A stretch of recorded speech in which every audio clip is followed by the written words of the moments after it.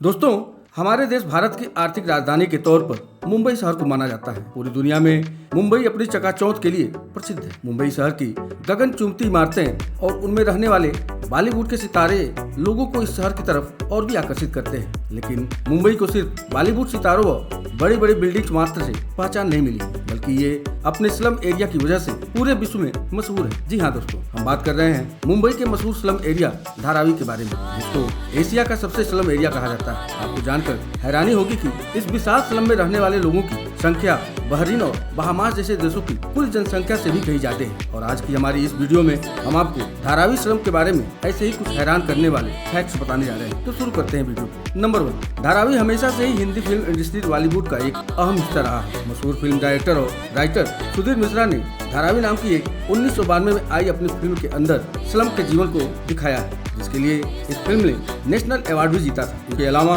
और भी बहुत सी फिल्में जैसे दीवार, सलाम बॉम्बे, परिंदा, भूतनाथ रिटर्न्स, आमिर और गली बॉय आदि की शूटिंग भी धारावी में ही की गई है। और इन सबके अलावा बॉलीवुड में काम करने वाले जूनियर कलाकार सबसे बड़ी संख्या में धारावी से ही आते हैं। यही वजह है कि बॉलीवुड और धारावी का ये नाता कभी टूट नहीं पाता है। नंबर 2, धारावी सिर्फ भारत या एशिया का ही नहीं बल्कि पूरी दुनिया में प्रसिद्ध है, क्योंकि भारत में घूमने आने वाले विदेशी लोगों की लिस्ट में इस स्लम एरिया का नाम सबसे ऊपर रहता है। वैसे ये बात काफी हैरान करने वाली है कि आज भारत में घूमने आने वाले विदेशी लोग दिल्ली और ताजमहल जैसी मशहूर जगहों को छोड़कर धारावी घूमना ज्यादा पसंद करते हैं। यही वजह है कि आज इन विदेशी लोगों को धारावी का गाइडेड टूर भी ऑफर किया जाता है। इस गाइडेड टूर के जरिए ये विदेशी लोग धारावी के जीवन को बारीकी से देख पाते हैं। नंबर 3, धारावी के अंदर एक बेहद प्रसिद्ध हिप हॉप ग्रुप भी है, जिसको स्लम गार्ड्स के नाम से जाना जाता है। ये हिप हॉप ग्रुप धारावी के ही रहने वाले आकाश धनगढ़ नाम के एक युवक के द्वारा बनाया गया है। और आपको जानकर हैरानी होगी कि ये आज सिर्फ भारत ही नहीं बल्कि पूरी दुनिया में प्रसिद्ध है। और ये क्रू अब तक टोक्यो के डीजे सारसा, AKA silver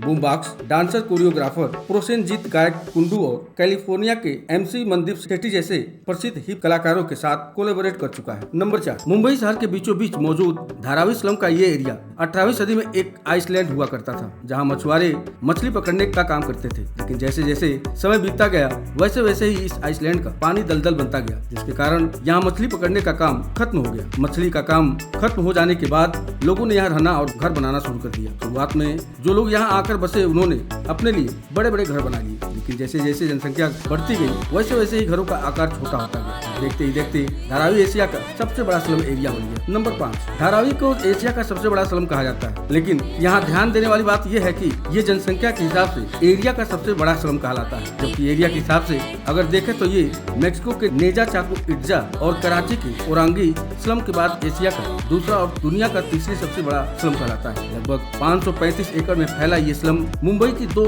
railway lines western और सेंट्रल रेलवे के बीच में मौजूद है और मुंबई की प्राइम लोकेशन पर बसा हुआ है। ये स्लम चारों ओर माहिम, बांद्रा, सियोन और माटुंगा जैसे मशहूर इलाकों से घिरा हुआ है। इस स्लम की पूरी जमीन सरकारी है, जबकि इसमें मौजूद सभी मकान लोगों के द्वारा खुद बनाए गए हैं। नंबर 6, धारावी में हर साल धारावी बिनाले नाम का एक आर्ट फेस्ट होता है और ये आर्ट फेस्ट स्नेहा नाम के एक मुंबई बेस्ड NGO के द्वारा ऑर्गेनाइज किया गया है, जो 3 हफ्ते तक चलता है। इस फेस्ट को ऑर्गेनाइज करने का मुख्य उद्देश्य कला और विज्ञान को जोड़ना, भारत के आर्थिक और सांस्कृतिक जीवन के लिए एशिया के सबसे बड़े स्लम के लोगों के योगदान को हाईलाइट करना और शहरी स्वास्थ्य पर जानकारी साझा करना होता है। इस इवेंट में भाग लेने वाले लोग अपनी कला और हुनर को साझा करते हैं और इसी से पता चलता है कि यहाँ के लोगों में टैलेंट और आर्ट की कोई कमी नहीं है। नंबर 7, धारावी में रहने वाले लोगों की कुल संख्या का सटीक से बता पाना यूँ तो काफी मुश्किल है, लेकिन पिछले कुछ सालों में हुई जनगणना के हिसाब से ये अंदाजा लगाया जाता है कि इस समय इस विशाल झुग्गी बस्ती के अंदर करीब 12 लाख से ज्यादा लोग रहते हैं। आपकी जानकारी के लिए बता दें कि इस स्लम की आबादी दुनिया के कई देशों जैसे फिजी,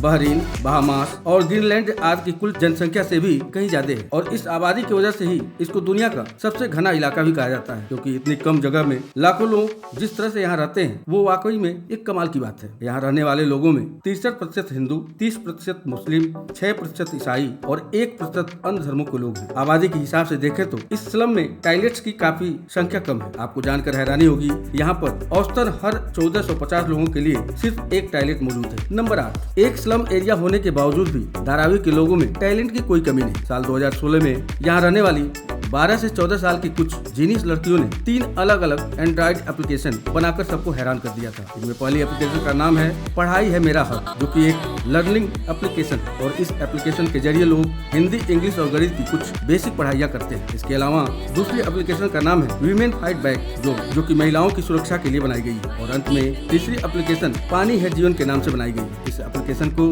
यहाँ रहने वाले लोगों के बीच पानी के लिए होने वाली मारामारी को खत्म करने के लिए बनाया गया है। ये एप्लीकेशन नल के अंदर पानी आते ही अपने रजिस्टर्ड यूजर्स को एक अलर्ट मैसेज भेज देता है। इस अलर्ट से लोगों को पता चल जाता है कि नल में पानी आ चुका है और इससे लोगों का काफी समय बच जाता है, क्योंकि इस एप्लीकेशन के आने से पहले लोग कई घंटे नल के पास खड़े होकर पानी के लिए इंतजार किया करते थे। नंबर 9, धारावी को भारत का सबसे ज्यादा पढ़ा लिखा स्लम एरिया माना जाता है, क्योंकि यहाँ के लोग पढ़ाई को काफी महत्व देते हैं। और आपको जानकर हैरानी होगी कि इस इलाके का लिटरेसी रेट या कहें साक्षरता दर 69% से भी ज्यादा है। एक स्लम एरिया होते हुए भी 69% साक्षरता दर होना वाकई में ये हैरान करने वाली बात है। नंबर 10, धारावी के अंदर कपड़ा, मिट्टी के बर्तन, चमड़ा और स्टील आदि का उत्पादन करने वाली लगभग 500 से अधिक औद्योगिक यूनिट मौजूद है। और आपको जानकर काफी हैरानी होगी कि इस झुग्गी बस्ती में लगभग 15,000 से ज्यादा सिंगल रूम वाले कारखाने चलाए जाते हैं। इन कारखानों में बने प्रोडक्ट्स कई अलग अलग ई-कॉमर्स वेबसाइट के जरिए सिर्फ भारत में ही नहीं बल्कि पूरी दुनिया में बेचे जाते हैं। साथ ही यहाँ की बहुत सी वर्कशॉप के मालिक अपने बिजनेस को सफलतापूर्वक संचालित करने के लिए व्हाट्सएप का उपयोग भी करते हैं। यही वजह है कि अकेले धारावी की वार्षिक इकोनॉमी 650 मिलियन अमेरिकी डॉलर से 1 बिलियन अमेरिकी डॉलर तक पहुंच जाती है, जो किरबाती, टोंगा और तुवालू आदि देशों की कुल इकोनॉमी से भी कहीं ज्यादा अधिक। और इसी से ये भी अंदाजा लगाया जा सकता है कि धारावी में चलने वाले ये बिजनेस भारत की इकोनॉमी में भी कितना योगदान देते होंगे। नंबर 11, धारावी में रिसाइकलिंग का काम सबसे ज्यादा बड़े पैमाने पर होता है और इसी को यहाँ की सबसे मुख्य इंडस्ट्री भी कहा जाता है। इस स्लम के अंदर सिर्फ मुंबई या महाराष्ट्र ही नहीं बल्कि पूरे भारत से आने वाले प्लास्टिक वेस्ट को रिसाइकल किया जाता है। रिसाइकलिंग का ये काम धारावी के 2.5 लाख से ज्यादा लोगों को रोजगार देता है, जिससे उन लोगों का घर चलता है। इस एरिया में प्लास्टिक, ग्लास और मेटल वेस्ट को भी रिसाइकिल करने का काम किया जाता है और ये काम करने वाला प्रत्येक व्यक्ति 10 से 14 हजार रुपए प्रति माह तक आसानी से कमा लेता है, जो कि हमारे भारत की मिनिमम मजदूरी वेतन से काफी ज्यादा है। नंबर 12, धारावी में धारावी रॉक्स नाम का एक जंक बैंड है जो काफी ज्यादा फेमस है। इस बैंड के अंदर झुग्गी में रहने वाले 12 से 15 ऐसे लड़के हैं जो कच्चा बिनने का काम करते हैं। इस बैंड की खासियत यह है कि ये लोग म्यूजिक बनाने के लिए ओरिजिनल म्यूजिकल इंस्ट्रूमेंट की जगह पानी के डिब्बे, स्टिक्स, कांच की बोतलों और धात से बनी कुछ दूसरी चीजों का इस्तेमाल करते हैं। यही वजह है कि ये बैंड इतना ज्यादा क्रिएटिव और टैलेंटेड माना जाता है। तो दोस्तों, हमारी आज की वीडियो में बस इतना ही। ये वीडियो आपको कैसी लगी हमें कमेंट करके जरूर बताइएगा। साथ ही इसी तरह के इंटरेस्टिंग वीडियोस के लिए कृपया चैनल को सब्सक्राइब करिए और बेल आइकन को दबाना मत भूलिएगा। आपके बहुमूल्य समय के लिए आप सभी का बहुत बहुत धन्यवाद। देखते रहिए फैक्ट है जी।